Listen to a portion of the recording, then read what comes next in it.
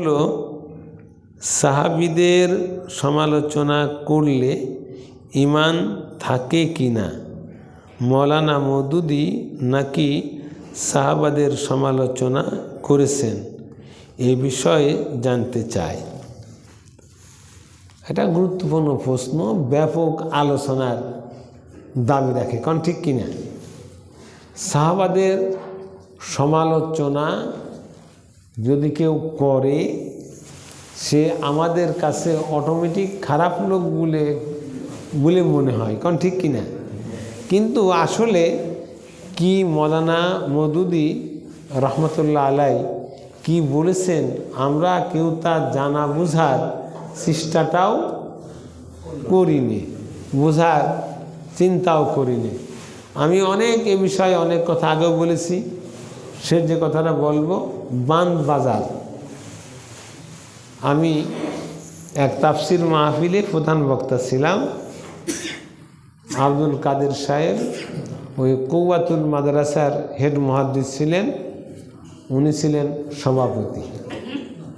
আমার বক্তৃতার পরে অনেক বক্তা ছিল, আব্দুল ওয়াহেদ সাহেব ছিল, হাফেজ রফিক সাহেব ছিল, আমার এই চেয়ারম্যান শামসুদ্দিন সাহেব ছিল, এই বড় বড় আলেমরা ছিলেন। তে এখন উনি ওনার সভাপতির বক্তৃতায় বললেন যে বকুল হুজুর ভালো মানুষ, অধ্যাপক গোলাম আজম সাহেব ভালো মানুষ, ডাক্তার আনিসুর রহমান ভালো মানুষ, আব্দুল ওয়াহেদ ভালো মানুষ, কিন্তু মওদুদী ভালো মানুষ না। কারণ মওদুদী সাহাবীদের সমালোচনা করেছে, কাজেই তাকে সে ইমানদার না, ওই আকীদাতে বিশ্বাস করে সেও ইমানদার না, তাদের সাথে আমরা নেই। তবে আমরা এখন যা করি ওটা ভালো কাজ। আমাকে শামসুদ্দিন সাহেব বললেন যে হুজুর কিছু আর কর দরকার নেই। ওয়াহেদ ভাই বললেন যে কিছু কর দরকার নেই। আমি তো প্রধান দোয়া তো আমি করব। তাই বললাম যে ওয়াহেদ ভাই মূলত আমি আপনাকে দেখে এই পথে আসিনি, আমি এই পথে আসছি সৈয়দ আবুল আলা মওদুদী রহমতুল্লাহ আলাইহি তাফসির, তার সাহিত্য, তার বই কিতাব পড়াশুনো করেই আমি এই পথে আসছি। আল্লাহ আমাকে কবুল করেছেন, তা আমি উত্তর দেবই, তাতে আপনারা যাই বলেন। আমি উত্তর দিলাম, এটা কিন্তু কারো ঠকানো বা হেয় প্রতিপন্ন করা বা আমার জিতা এসব আমার ইচ্ছা না। আমি বললাম যে জ্ঞানের জগতে কিছু তেলাপোকা সারপোকা, জ্ঞানের জগতে হস্তি সমতুল্য মহান ব্যক্তিত্ব আর সায়েদ আর শায়েক আল উস্তাজ, বিশ্ববরেণ্য আল্লাহ নবীর বংশের মানুষ, উপমহাদেশের মঈনুদ্দিন চিশতি রহমতুল্লাহ আলাইহের অধস্তন 22তম পুরুষ, তার জ্ঞান না জেনে না বুঝে তার মধ্যে ফতোয়া দেন, এটা আমার আফসোস, আমার দুঃখ। সাহাবীদের সমালোচনা, এই সমালোচনা শব্দের অর্থ কি? আরবিতে একে বলা হয় তানকিদ। আরবিতে কি বলা হয়? জোরে বলি কি বলা হয়? তানকিদ। আর তানকিদ হলো একটা অর্থবহ শব্দ। যেমন সমালোচনা, এই সমালোচনা শব্দটাও অনেক অর্থবহ শব্দ, গঠনমূলক সমালোচনা আর হেয় প্রতিপন্ন করার জন্য সমালোচনা করা এক নাকি? এক নাকি? যেমনটি আমি ওখানে বললাম যে আল্লাহর নবীর সাহাবীদের হেয় প্রতিপন্ন করার জন্যে, খাটো করার জন্যে, তাদের সম্মান বিনষ্ট করার জন্যে, তাদের তুচ্ছ তাচ্ছিল্য করার জন্যে যদি কেউ তানকিদ করে, সমালোচনা করে, সে তো ঈমানদার নাই, সে জাহান্নামে যাবে। এটা আল্লাহ বলেছে ওয়াইলুল লিকুল্লি হুমাযাতিল লুমাযা, একেবারে এরা জাহান্নামে যাবে, এতে কোনো সন্দেহ নেই, এটা আল্লাহর বক্তব্য। কিন্তু সাহাবীদের যাচাই বাছাই করা, পর্যালোচনা করা, জেনে বুঝে নিয়া এই সমালোচনা করা, এই তানকিদ করা কি নাজায়েজ? এটা করা কি খারাপ কাজ? এটা কি কুফরি কাজ? তাহলে আমরা 1 নম্বরে এই যে হাদিস কোনটা সহি, কোনটা জয়ীফ, কোনটা জাল, কোনটা মৌজু, আমরা যে জানতে পেরেছি হাদিসের উস্তাদরা, হাদিসের ইমামরা যে যাচাই বাছাই করেছেন, যাকে বলা হাদিসের বলা হয় সনদ, এই হাদিসের যে মতন, এই যে হাদিস বিশ্লেষণ করা, হাদিসের মান নির্ণয় করা, এটা করতে গিয়ে যে সাহাবী হাদিস বর্ণনা করেছেন ওই সাহাবীর জীবনকে তানকিদ করা হয়েছে, যাচাই বাছাই করা হয়েছে, সমালোচনা করা হয়েছে।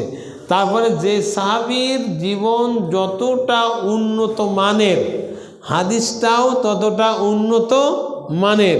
তাহলে হাদিসের মান নির্ণয় করতে গিয়ে সাহাবীদের যে যাচাই বাছাই, পরখ পর্যালোচনা করা, জেনে বুঝে নেয়া, তানকিদ করা, সমালোচনা করা, ইমাম বুখারী, মুসলিম, আবু দাউদ, তিরমিজি, নাসাই, ইবনে মাজাহ, এই সব বুজুর্গানে দিনটা করেছেন। এরা কি সবাই আকীদা ভ্রষ্ট, কাফের, মুশরিক, ইসলাম থেকে গোমরা হয়ে গেছে? এরা কেউ বলতে পারবেন? এ অধিকার দুনিয়ায় কারো আছে? এটা হচ্ছে এক। দ্বিতীয়, আমি বললাম দ্বিতীয় দৃষ্টান্ত হলো উহুদ যুদ্ধে পরাজিত হবার পরে সাহাবীদের মধ্যে জিজ্ঞাস্যতা দেখা দিয়েছিল যে আমরা পরাজিত হই, এটা বড় একটা দুঃখ না, কিন্তু আল্লাহ যে নবীকে বন্ধু মানেছে, আর নবী যে আল্লাহর বন্ধু, আল্লাহর প্রেমিক, আল্লাহর দোস্ত, আল্লাহর হাবিব, আল্লাহর নিকটবর্তী, এতে কোনো সন্দেহ আছে নাকি? তো উহুদের ময়দানে রসুলের মারা হলো, দাঁত ভেঙে গেল, রক্ত ঝরল, মাথা ফেটে গেল, মাথার হেলমেট ভেঙে মাথার মধ্যে বল্লম ঢুকে গেল, রসুল মরে গেছে, কাতালা মোহাম্মদ রব উঠে গেল, কিন্তু আল্লাহ এই কঠিন মুহূর্তে কেন সাহায্য করে রসুলকে এই মার থেকে রক্ষা কেন করলেন না? আল্লাহ তো ইচ্ছা করলে রক্ষা করতে পারতেন। ইন্নাল্লাহ আলা কুল্লি শাইইন কাদির, নিশ্চয় সর্বময় ক্ষমতার মালিক আল্লাহ। তা আল্লাহ কেন উহুদের মাঠে রসুলকে রক্ষা করলেন না? তাহলে তার যে সে যে আল্লাহর নবীর বন্ধু, আল্লাহর নবীর হাবিব, আল্লাহর নবীর প্রিয়, এই দাবি দেখে কি করে? এ কথার জবাব সূরা আলে ইমরান বিভিন্ন সূরা আল্লাহ দিয়েছেন। আল্লাহর কথার মূল সার নির্যাস হলো যে আনুগত্য লঙ্ঘনকারী কোনো সেনাবাহিনীর সেনাপতির যা হয়, এটা আমার প্রাকৃতিক নিয়ম, এই নিয়মের ব্যতিক্রম আমি করি না। আল্লাহর নবী সেনাপ্রধান ছিলেন উহুদের মাঠে, তার সেনাবাহিনী তার আনুগত্য লঙ্ঘন করেছে, আর এ কারণেই তার প্রাকৃতিক কতভাবে তার যা পাওনা সেটা তার হয়েছে। এখানে আমি আল্লাহর কুদরত ওখানে কোনো কাজ করতে পারে না, প্রাকৃতিক নিয়মকে বাদ দিয়ে আমি জন্য করি নাই। সেটা কি? আল্লাহর নবীর যুদ্ধের শুরুতেই একটি আমি সুরঙ্গের সামনে দাঁড়িয়ে বক্তব্য রাখেছি, হজ করতে গিয়ে আমি 2 বার বক্তব্য রাখেছি উহুদের মাঠে, এখানে বক্তব্য রেখেছিলাম ওই জায়গা দাঁড়ায়া, এই সুরঙ্গ চিহ্ন এখনও আছে এইখানে। এই সুরঙ্গকে পাহারা দিবার জন্য রসুল দায়িত্ব দিয়েছিলেন কতজন সাহাবীর? ভাই কয়জন? 50 জন সাহাবী। এই 50 জন সাহাবীর দায়িত্ব দিয়ে যুদ্ধ শুরু হয়। প্রথম আঘাতেই যুদ্ধে মুসলমানরা বিজয় হয়ে যায়। সুবহানাল্লাহ।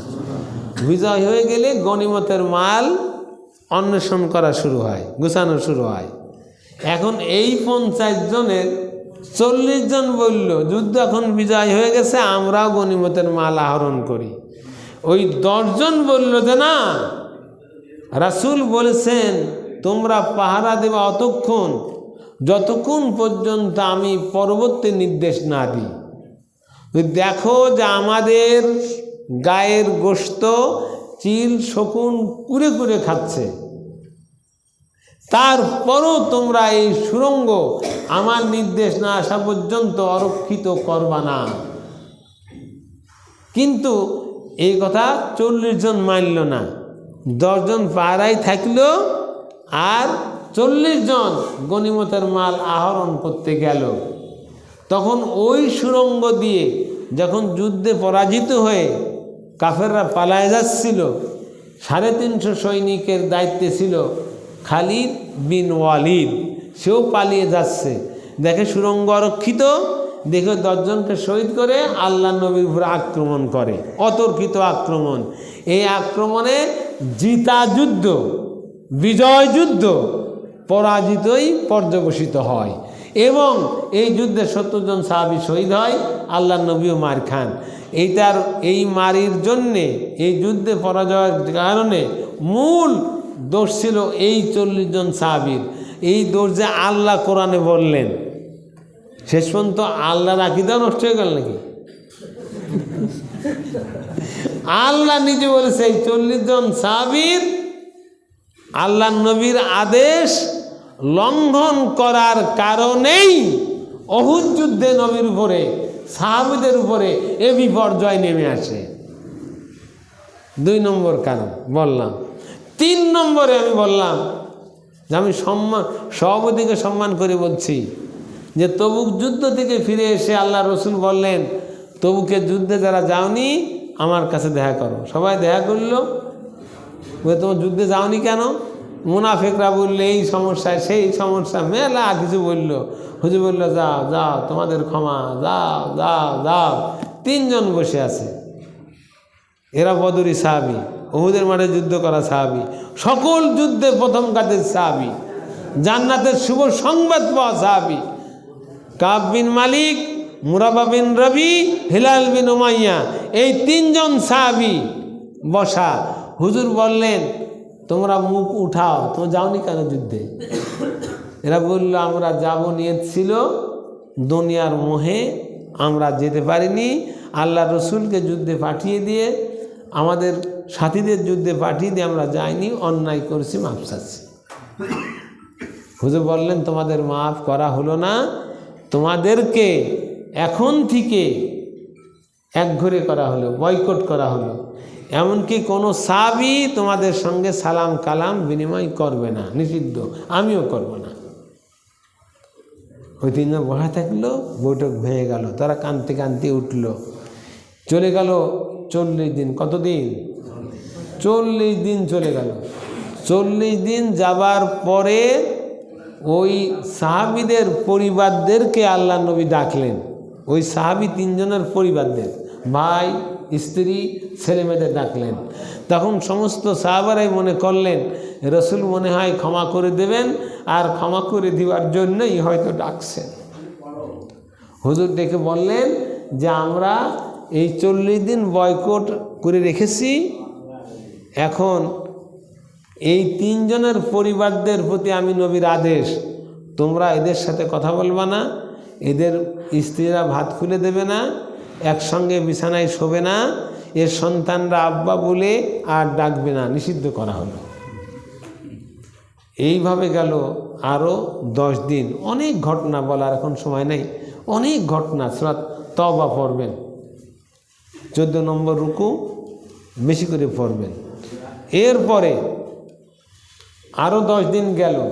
3 জন বসে বলল যে আর এই কষ্ট সহ্য করা যায় না। সাহাবারা কথা কয় না, বাড়িতে স্ত্রী কথা কয় না, কাছে শোয় না। ছেলে মেয়ের কাছে যা বলি, ছোট্ট বাচ্চা, আব্বু আমার কোলে আসো। ছোট্ট ওই বাচ্চা বলে আব্বু তুমি আপন না, আমার আল্লাহ আর আমার রসুল আপন, তুমি দূর হয়ে যাও, তোমার কাছে যাব না, তোমাকে আব্বা বলে ডাকবো না।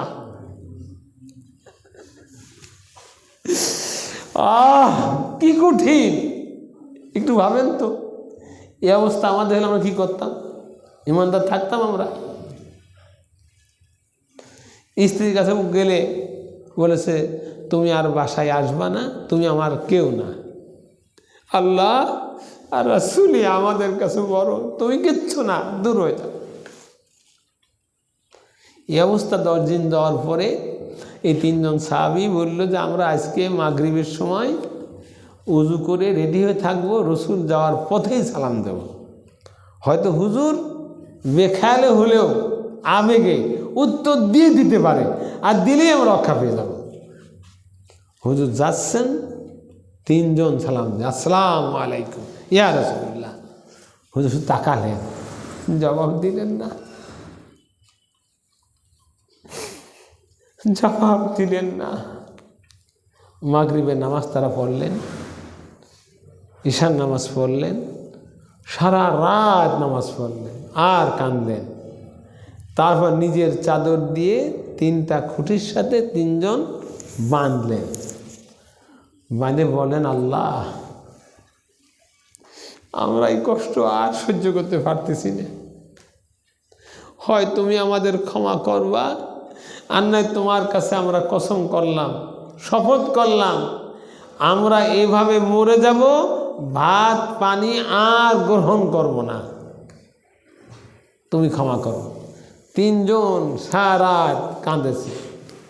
রসুল ফজরের আগে মসজিদে প্রবেশ করে দেখে 3 সাহাবী 3 খুঁটির সাথে বাঁধা আর ডুকরে ডুকরে কাঁদতেছে।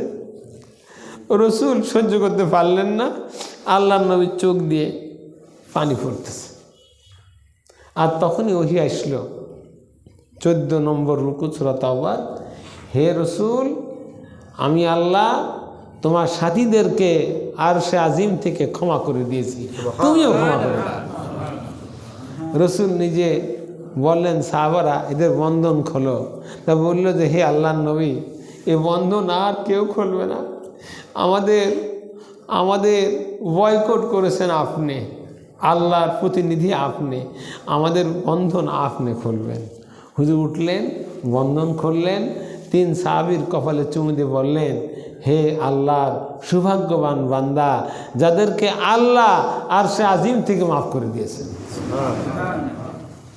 একেবারে মদিনার অলিতে গলিতে আবাল বনিত বৃদ্ধা এই 3 সাহাবীর খবর শুনে সবাই আনন্দ করে, সেদিন মনে হলো ঈদ ও ফিল, আজকে সব থেকে বড় আনন্দের দিন। মদিনায় এসে সবাই 3জন সাহাবীর চুমু খাচ্ছে, হাতে ছুটছে, পাও ধরতেছে, বলছে আল্লাহর সৌভাগ্যবান বান্দা, আল্লাহ তাদের মাফ করেছেন। জোরে বলি সুবহানাল্লাহ। তাহলে এই যে হাদিসের ইমামরা সাহাবীদের সমালোচনা করেছেন, তানকিদ করেছেন হাদিসের মান নির্ণয় করার জন্যে। উহুদের যুদ্ধে পরাজয়ের মূল কারণ যে 40 জন সাহাবী, তার কথা আল্লাহ কোরআনে সমালোচনা করেছেন, তাদের কারণেই পরাজয় হয়েছে তা বলেছেন। এবং এই 3 জন সাহাবী জলিল কদর সাহাবী তবুক যুদ্ধে না যাওয়ার কারণে আল্লাহর নবী শুধু তানকিদ করেননি, সমালোচনা করেননি, তাদেরকে 50 দিন বয়কট করে রেখেছেন। তাহলে এই তানকিদ মানে সমালোচনা করা, গঠনমূলক, জেনে বুঝে নেওয়া, যাচাই বাছাই করা, পরখ পর্যালোচনা করা, এটা কি নাজায়েজ? এতে যদি নাজায়েজ হয়, এতে আকীদা নষ্ট হয়, এতে ঈমান যায়। তাহলে আল্লাহর সাহাবীদের এবং আল্লাহর নবীর আজ পর্যন্ত কোনো মুফাসসিরিনের, কোনো মুহাদ্দিসিন, কোনো বুজুর্গর ঈমান থাকার কথা না, কোন ঠিক কিনা? কাজেই না বুঝে উপলব্ধি না করে এই জ্ঞানের জগতের তেলাপোকার সারপোকা না জেনে না বুঝে বিশ্ব বরেণ্য মুফাসসিরের বিরুদ্ধে ইসলামী আন্দোলনের মহান দিকপালকে, ইসলামী ইতিহাসে সর্বোচ্চ মহান ব্যক্তিত্ব এই পৃথিবীতে একজনও পাবেন না, একা 3টি তাফসির রচনা করেছে। কাউকে পাবেন না যে এক ব্যক্তি 2খান তাফসির লিখেছে, তাও পাবেন না। আর মাওলানা মওদুদী এমন একজন মানুষ, একা 3খানা তাফসির রচনা করেছেন, শাব্দিক অর্থে, পারিভাষিক অর্থে এবং কোরআনে কারিমা নাজিলের প্রেক্ষাপটের উপরে। তর্জমায় কোরআন মজিদ তার রচনা করা, তাফহিমুল কোরআন তার রচনা করা, আরদুল কোরআন তার রচনা করা। আর এমন একজন বিশ্ববিখ্যাত বিশ্ববরেণ্য মানুষকে কালোজয়ী ক্ষণজয়ী মুজাদ্দিদ আর শায়েখ তাকে বলছে এর ঈমান নাই, এর আকীদা নষ্ট। সবাই কই নাউজুবিল্লাহ।